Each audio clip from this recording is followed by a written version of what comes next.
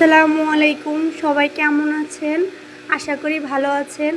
আজকে তাল দিয়ে পিঠা বানানো হচ্ছে। দেখেন কিভাবে বানায়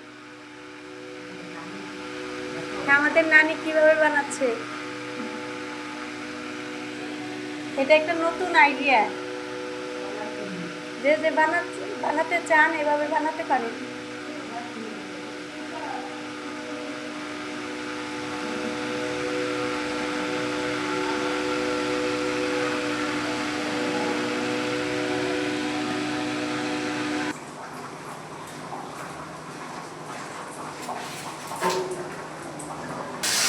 পিঠা ভাজা হচ্ছে।